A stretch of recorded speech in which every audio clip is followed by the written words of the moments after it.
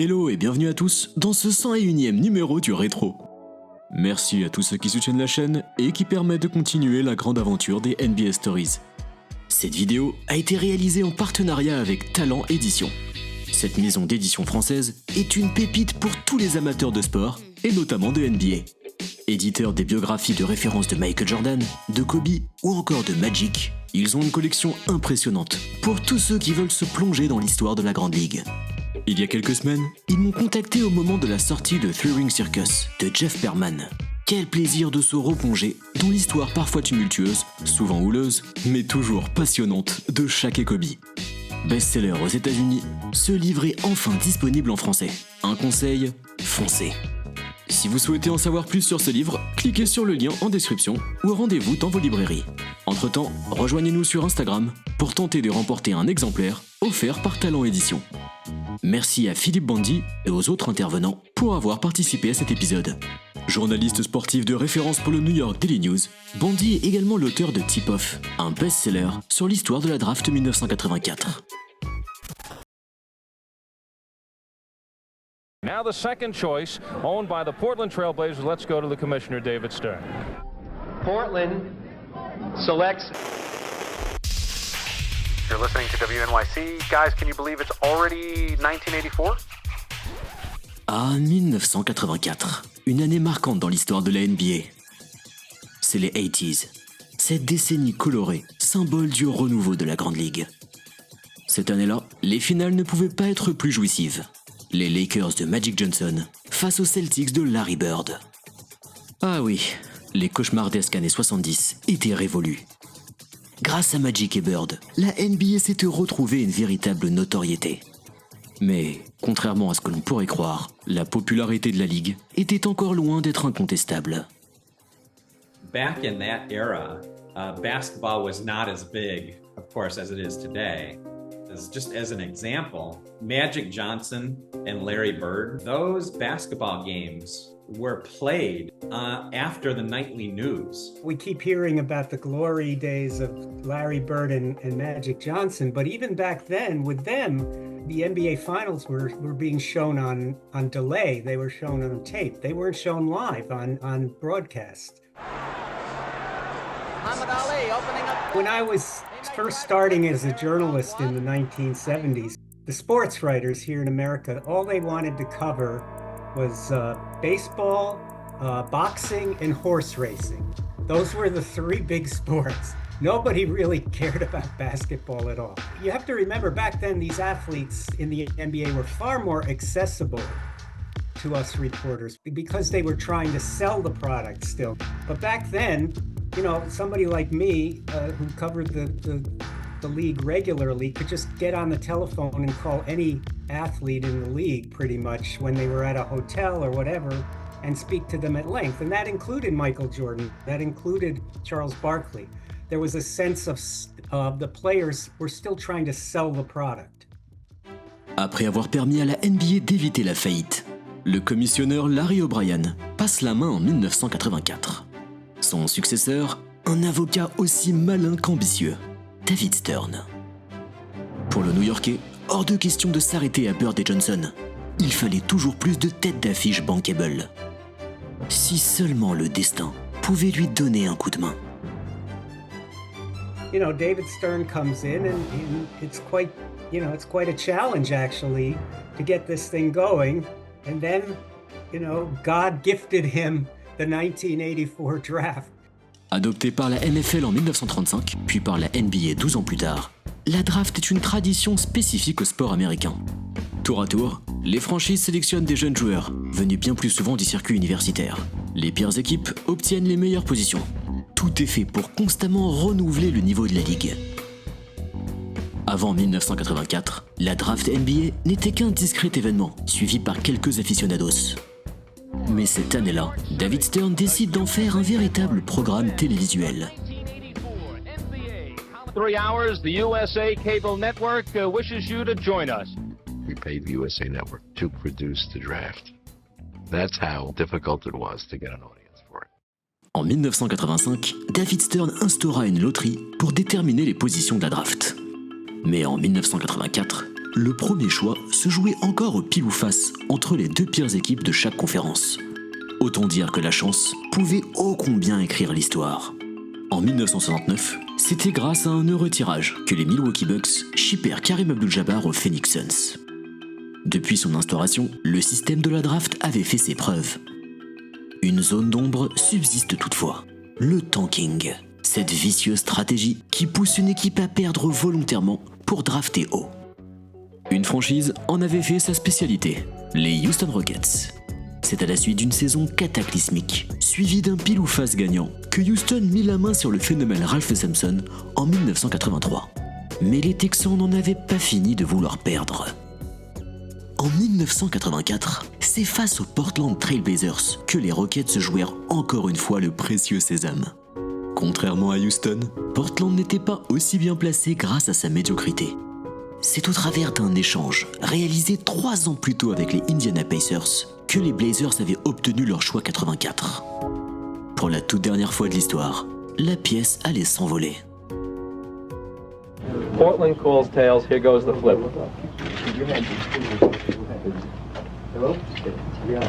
Heads it is. You have such a problem now. You have 2 of the best big men to come out of college in the last 15 years. Such a problem you should have. Hakeem will be your pick? Yes, no question. Hakeem Olajuwon was the sure shot in that draft. He was the only sure franchise player in that draft. After that, you know, the thinking back then was you need a center. It was a center-oriented league back then. 3 straight trips to the Final Four made pro scouts rave over his considerable skills. There's the lob to Olajuwon. Young into Olajuwon. He's going to put it up. Grand, mobile, technique, le Nigérian de l'université de Houston était la star de la draft de 1984. Les Rockets pouvaient se frotter les mains. Ils allaient associer les jeunes géants Ralph Sampson et Hakeem Olajuwon pour créer un duo de folie. Venait alors le tour des Portland Trail Blazers.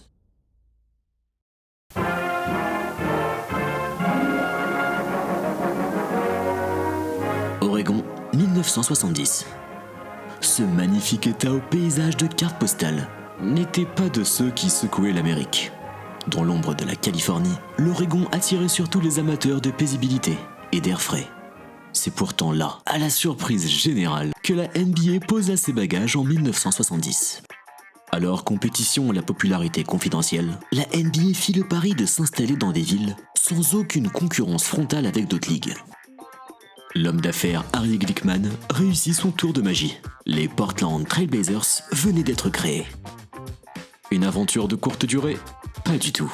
La franchise de Portland gagna de suite les faveurs du public. Surtout, les Blazers savaient jouer au basketball.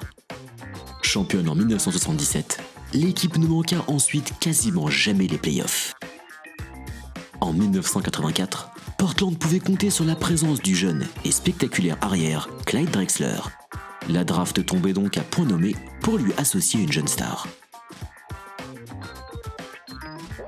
When you go looking for these basketball players? Well, it's a great question and not one that's easily answered in a very quick way. You obviously try to find the best physical players you can find.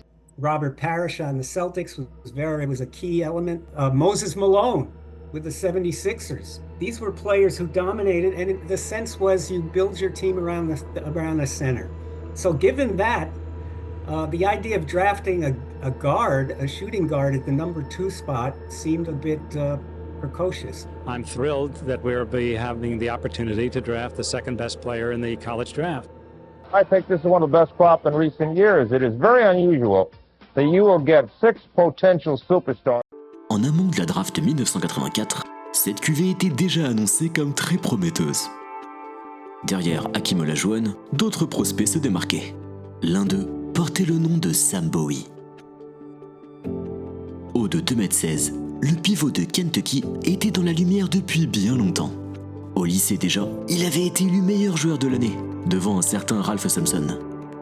Into the lane, that's Young. Blocked by Bowie. The blue, Bowie now has 61 blocks. There's the lob, and there's the dunk. À l'université, Bowie ne baissa pas de régime. Long, mobile, agressif, aussi bien en attaque qu'en défense.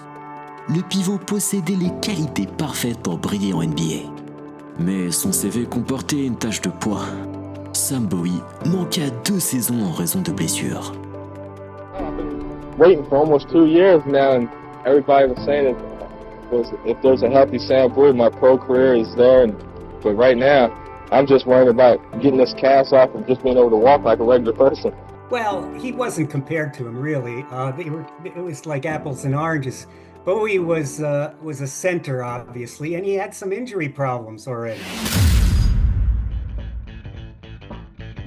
At guard for North Carolina, 6'5", a freshman from Wilmington, North Carolina, number 23, Michael Jordan. Good vision of the floor by Jordan.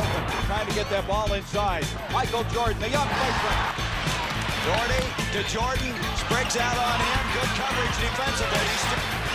The tie, 18. Shot, Jordan, Michael Jordan. I was, 50-50, and I talked to Coach this morning, and, I felt that would be better for me to start now, while I'm young. Une autre tête d'affiche de la draft était un arrière dénommé Michael Jordan. Le scoreur prolifique avait brillé sous le maillot des Tar Heels de la Caroline du Nord. Un grand talent, certainement, mais une future superstar, pas si certain aux yeux des observateurs. Et oui, contrairement à ce que l'on pourrait croire, bien peu s'attendaient à voir MJ mener ensuite une telle carrière. You also have to remember that Michael Jordan played for Dean Smith in college, okay? And Dean Smith kept a pretty tight cap on his players. He wasn't going to let Michael Jordan be Michael Jordan, really. And so, Jordan, he didn't light up the college ranks, really. When he was playing college, you couldn't really see the true Michael Jordan. He was forced to play a very tight system, and it required a scout with a very good eye to be able to sort of project what kind of player Michael Jordan could be if given that kind of freedom that he didn't have at North Carolina. Pour Portland, il fallait faire un choix. Le feu follet Michael Jordan, au même poste que Clyde Drexler, ou la tour de contrôle Sam Bowie. They would have, of course, taken Olajuwon first. They lost the coin flip, Portland, and then they said, we still have to get a center. We don't need Michael Jordan. We have Clyde Drexler, who pretty much played the same position and was quite a star in his own right. So they were trying, as coach and general manager of the Blazers used to say, we were trying to paint a Picasso here. We were trying to finish a Picasso. So they thought the one position that they desperately needed was a top center.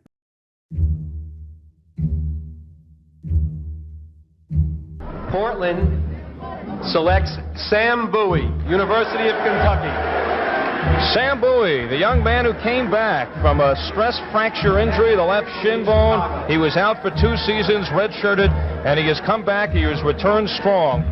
Well, I went up to Portland, they gave me about a 7-hour physical, so as far as I'm concerned, I'm 100% sound. It is a calculated risk, but they felt that after the examination, he would fill their need. Well, I'm looking very forward to playing with the Portland Trailblazers. Good big man is hard to find, but that hasn't been the case over the last 2 years.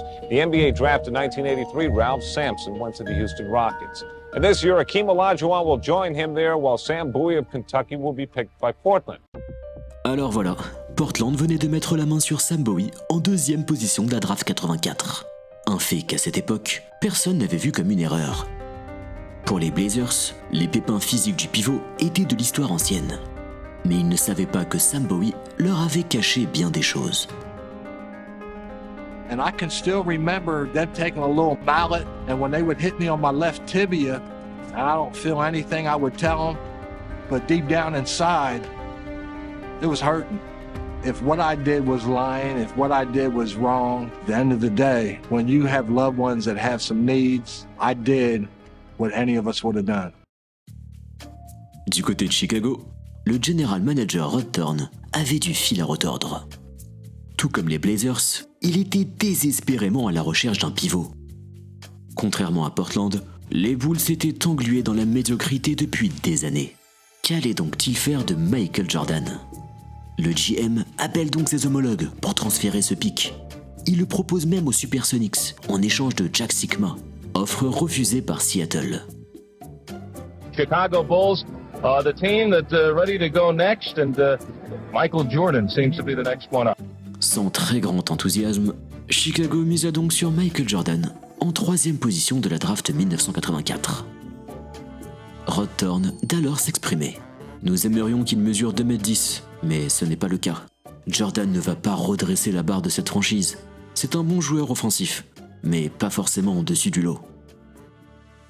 This Clipper game marked the debut of the big fella for the Trailblazers, 7'1", Sam Bowie. Sam will help us. The man is going to lead us to the promised land, no doubt about it.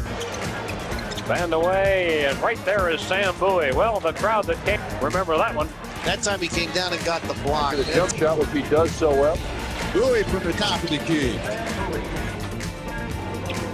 Bowie with a turnaround, he got it. And if he can continue at his current rate of improvement, all the talk of Michael Jordan may finally be put to rest. And I have to say, for the first year or so after the draft, it didn't look like such a terrible pick, Sam Bowie, because he was fine and Michael Jordan broke his foot.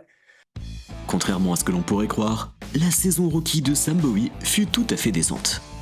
Certes, Michael Jordan épatait bien plus la galerie. Mais quand l'arrière des Bulls se blessa gravement au pied, les Blazers étaient loin de regretter le choix Bowie. Mais c'est alors que les portes de l'enfer s'ouvrirent sous ses pieds. Lors de sa 2e année en NBA, Bowie se cassa le tibia gauche face aux Milwaukee Bucks. Saison terminée. Il s'exprime. Dans un an, les choses vont se mettre en place et je vais montrer aux gens à quel point je peux être bon. Rien n'en fut. Dès son retour sur les parquets, Bowie se casse le tibia droit. On ne le verra plus de l'année. Un an plus tard, c'est une nouvelle blessure en post-saison qui lui fait manquer presque tout cet exercice. Le bilan est accablant. En 4 saisons à Portland, Sam Bowie ne participa qu'à 63 petites rencontres.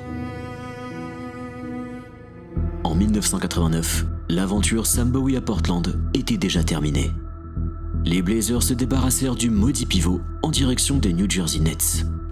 Sur la côte Est, Bowie retrouve certaines couleurs. Après 4 saisons plutôt satisfaisantes aux Nets, le pivot se retire des parquets en 1995 sous le maillot des Lakers. Disons-le, en raison de son corps de verre, mais aussi de son talent intrinsèque, jamais Sam Bowie ne montra qu'il avait l'étoffe d'un second choix de draft. Still wonder, and I know he wonders, how good he could have been without all the injuries that he suffered. He wasn't going to be Hakeem Olajuwon. He could have been a pretty good starting center on a championship team with Clyde Drexler as his shooting guard. But it just wasn't to be.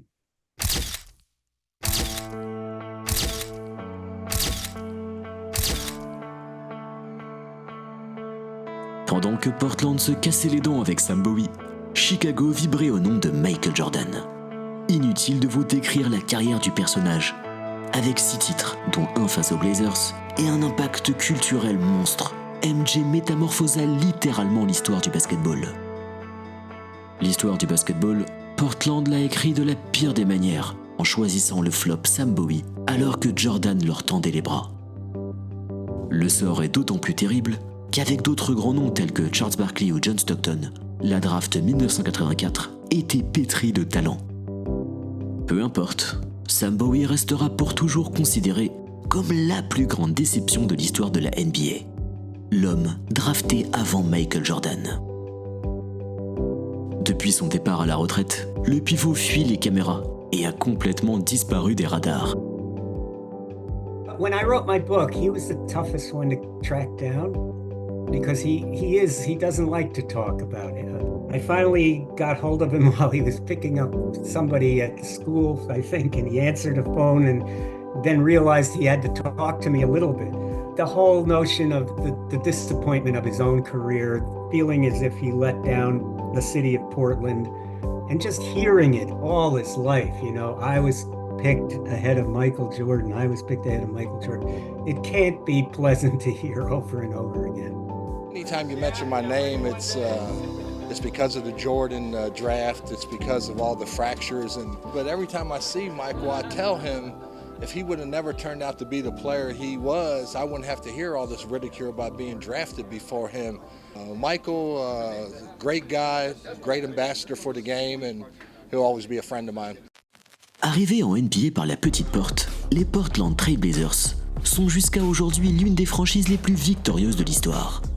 De 1977 à 2003, ils ne manquèrent qu'une petite fois les playoffs. Mais l'équipe de l'Oregon est également frappée d'une étrange malédiction. Dans les années 70, la carrière du pivot sensation Bill Walton freina en raison de blessures. En 1984, c'est Sam Bowie qui endura opération après opération. En 2007, alors que Kevin Durant était disponible, Portland misa sur le pivot Greg Oden en première position. Encore une fois, ce dernier fut un fiasco historique en raison de son corps fragile. Pourtant, aucun nom ne rime autant avec échec que celui de Sam Bowie, l'homme drafté avant Michael Jordan. Voilà ce dont entendra le joueur jusqu'à la fin de ses jours. Comme personne avant lui, Sam Bowie aurait sans aucun doute été heureux de ne jamais écrire l'histoire.